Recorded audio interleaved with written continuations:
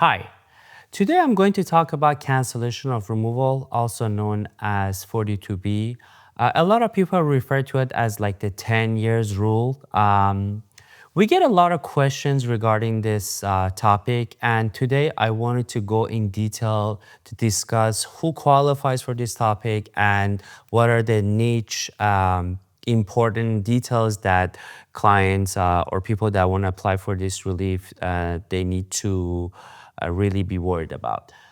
Okay, so cancellation of removal or 42B, this is a relief that's only available to people that are in immigration court proceedings. Okay, so first I'm going to talk about the requirements and who qualifies for this relief. Then I'm going to answer the questions that our listeners have submitted to us so we can fully discuss this topic, because I get a lot of we get a lot of these questions, not only from comments via email, but from our own client or even during consultations too. Okay, all right. So cancellation of removal 42B, this is a relief that's available for people that are in immigration court proceedings. And when they are in immigration court proceedings or EOIR, they have to prove the following in order to be qualified for this program. Okay, so first, they have to show that they've been physically present in the US for at least 10 years, okay?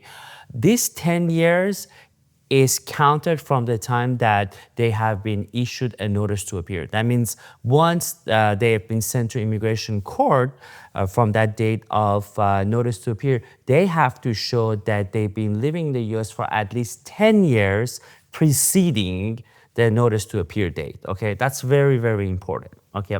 Second, they have to show that they are applicants of good moral characters. That means they don't have violent criminal history, prior like immigration violations or deportation orders, and they have like complied with their taxes and all that. So good moral character has like various definitions, but most of the time it refers to applicants' criminal history, okay?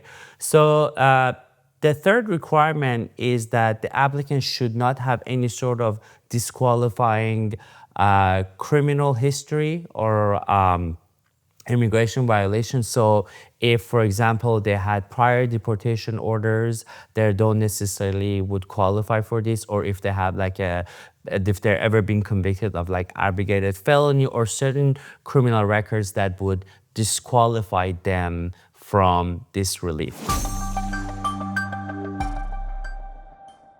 Lastly, and this is probably the most important one, and this is probably the burden that a lot of applicants do not meet, is that they need to show the applicant, so the person who's placed in immigration court proceedings, they have to show that their removal would cause exceptional and extremely unusual hardship, okay? So they have to have a qualifying relative, and the qualifying relative could be US citizen spouse, or legal permanent resident spouse, or children or parents that are US citizen or legal permanent resident. Children are usually referred to as anyone who is unmarried and under the age of 21 years old, okay? So they have to show that their removal from the US would cause extreme and unusual hardship, okay? Now, I'm going to go back and answer the questions that people have asked, because that's usually better for us to understand how this particular relief applies to people. Okay, so this is a question that we got from one of our listeners. I've been in the US for 15 years. I am a citizen and national of Mexico. Can I apply for this relief?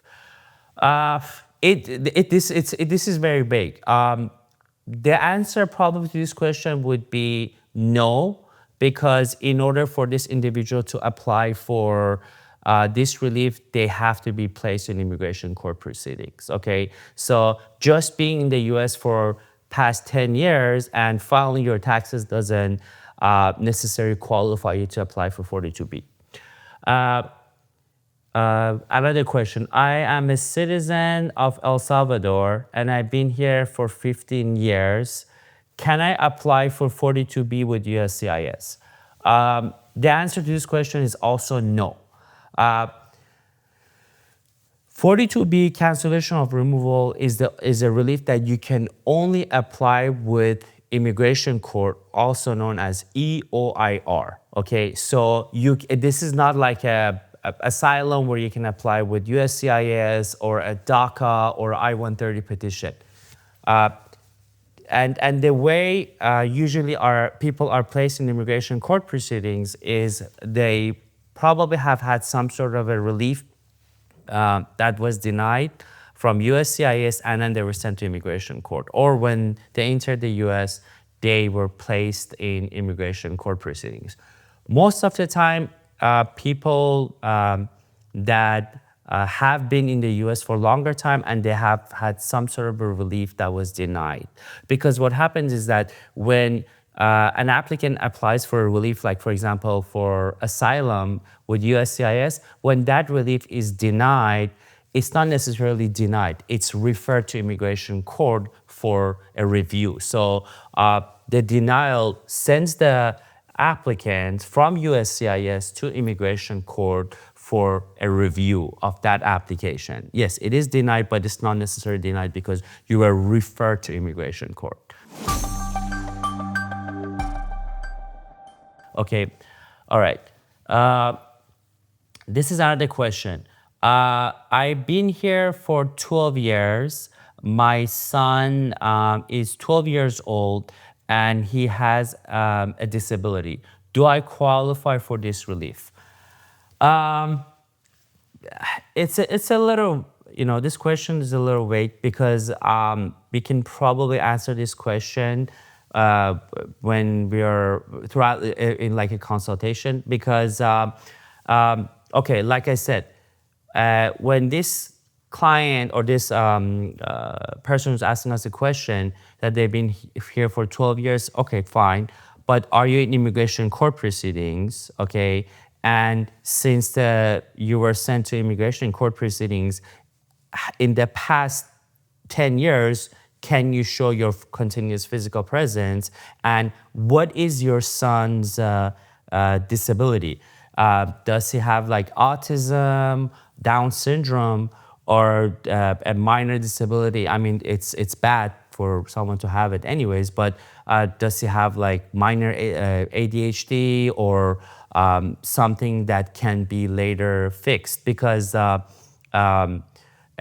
in order to prove this hardship, the last requirement, you need to show exceptional and extremely unusual hardship. So this is not like a regular hardship. So if I were to show with my hand the level of burden that the applicant is required to show. So if this is like, extreme hardship, for 40 to be exceptional and extremely unusual hardship falls here, and the judges are reluctant to pretty much grant this relief unless they're very convinced. So we did have so for one of our clients, it was a mom and she had been here for I believe 18 years, and she had a son and a daughter, and both of them had Down syndrome, and we had to provide substantial amount of documentation and medical records to show that if mom is removed from the US and in a situation where she has to take the children